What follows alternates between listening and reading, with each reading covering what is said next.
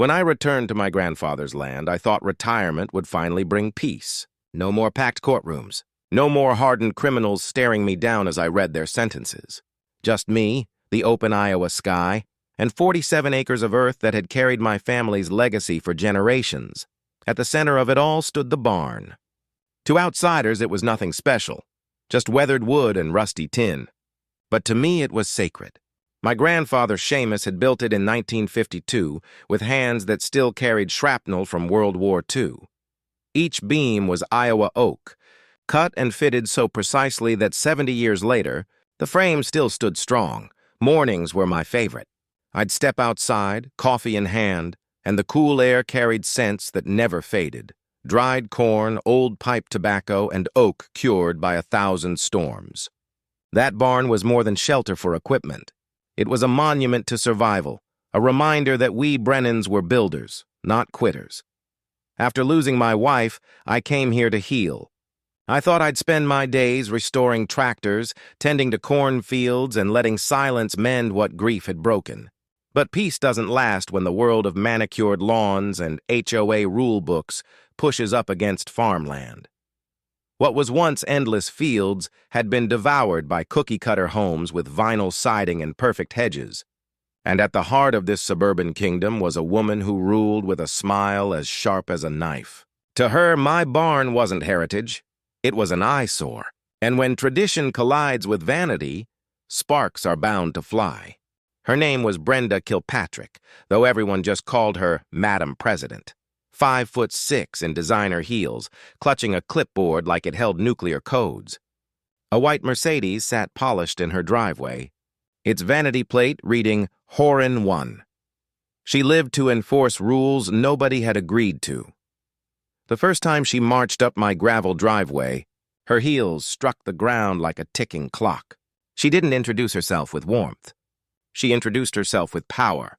"Mr. Brennan," she said, her voice syrup over razor wire. "We need to discuss your agricultural structures."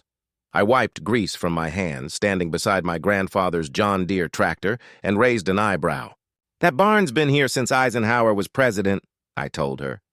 "It's older than your entire subdivision." Her smile tightened. "Property values in our community depend on aesthetic standards. That structure is visible from 17 homes, and frankly, it destroys the investment of every resident here."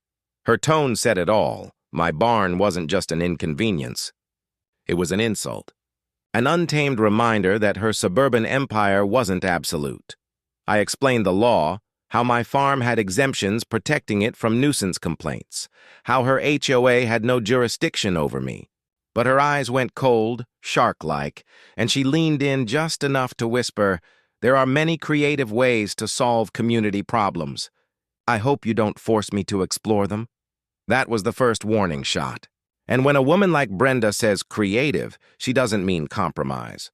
She means war. The first wave hit just a week later. A county code officer pulled up, looking like he'd rather be anywhere else. Clipboard trembling, he listed off complaints: noise, dust, rodents, septic issues, improper storage. 14 anonymous complaints in a single week. I'd seen frightened witnesses in courtrooms before, and he had the same look, caught between orders and conscience. "Judge," he stammered, "I've got twin daughters starting college, certain. People made it clear that thorough enforcement here would be career-enhancing." He didn't have to say her name. Brenda was pulling the strings, weaponizing county resources like her personal army, but she'd miscalculated. I wasn't just a farmer. I'd spent decades dismantling corruption cases, and I knew the law better than anyone she'd ever faced. I photographed every bogus complaint, documented each officer's visit, and pulled county records. This wasn't random harassment. It was systemic abuse. Then came the anonymous letters, accusing me of everything from harboring vermin to threatening neighbors. Rumors spread that my barn was a public safety hazard. It was all designed to isolate me, to pressure me into surrender. But instead of caving, I started building a case. Every visit, every violation notice, every whispered threat. I was stacking evidence like bricks, and when the time came, I'd have a wall too high for Brenda to climb. Still, harassment has a way of grinding at you. My power flickered out at odd hours. Water pressure dropped mysteriously. And each time, Brenda's pristine Mercedes just happened to roll slowly past my property. She wasn't hiding her campaign, she was flaunting it. But petty harassment was only her opening move. The real fire was yet to come. It happened at 3:17 a.m. I woke to the smell of smoke. At first, I thought it was a neighbor's bonfire carried on the wind. But when I looked out my window, the night sky glowed orange. My barn, my grandfather's barn, was an inferno. I ran outside barefoot, the November air biting cold against my skin, but the heat from the flames seared my face. The crack of collapsing beams echoed like gunfire. That barn had weathered 70 winters, had protected harvests through droughts and storms, and now it was burning like a torch in the dark. I stood frozen, not in despair, but in fury.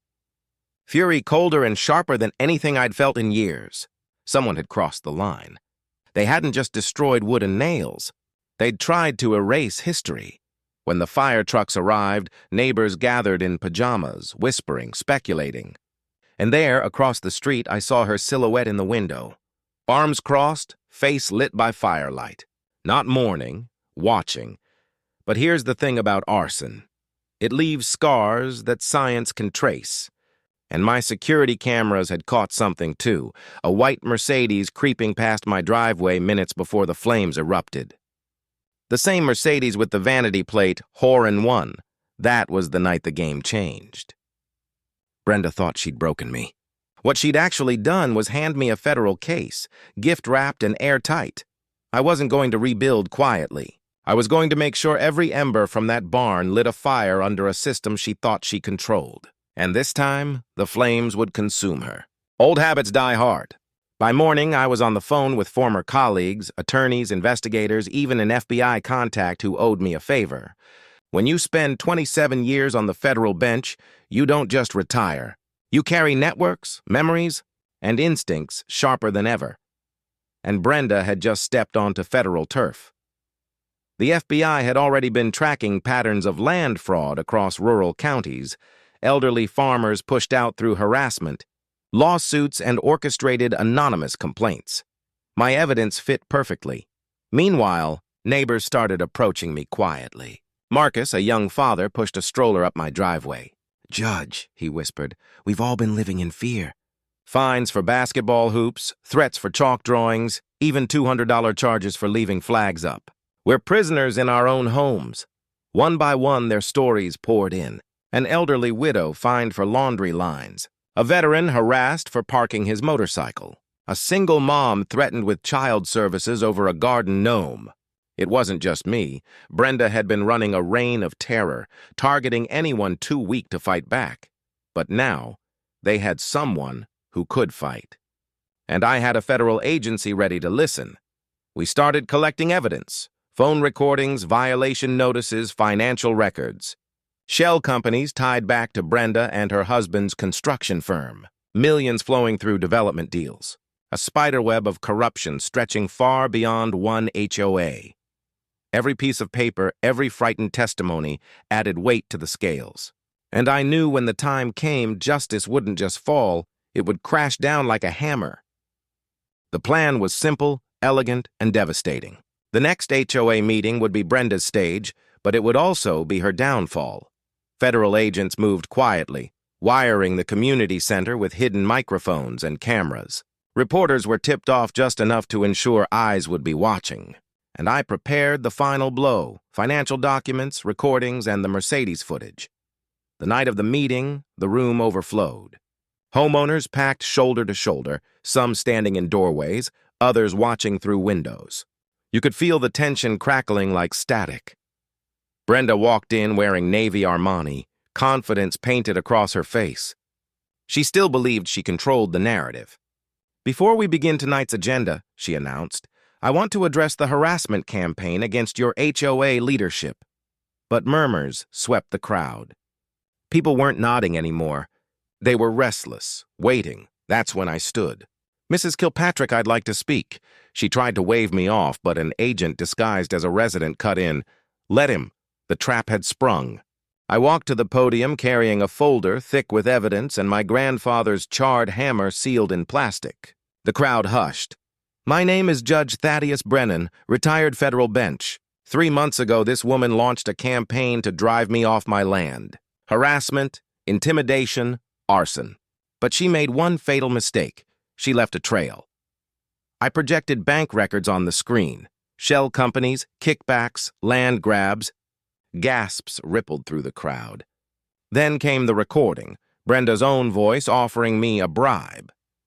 We have the ability to make your legal problems disappear. Her smile evaporated.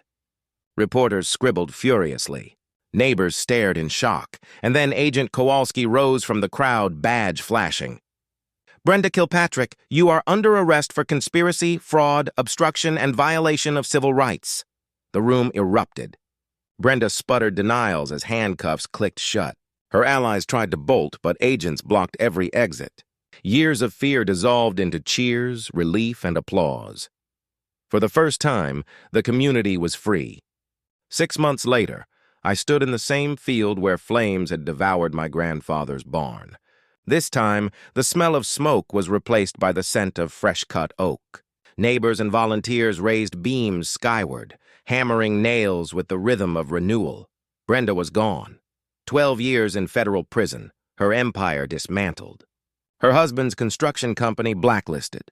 Corrupt officials stripped of their offices, but the real victory wasn't in court. It was here, with a community reborn. Veterans, widows, families, all free from petty tyranny. Marcus now chaired the HOA board, running it with fairness, transparency, and accountability. The barn we rebuilt became more than storage. It became a community hub, a symbol that no bully, no matter how powerful, can erase history or break unity. As I stood beneath its new frame, I thought of my grandfather, his scarred hands, his relentless spirit. Justice had been served, not just for me, but for everyone who'd lived in Brenda's shadow. And I knew one thing for certain. Predators thrive in silence, but they crumble when people stand together.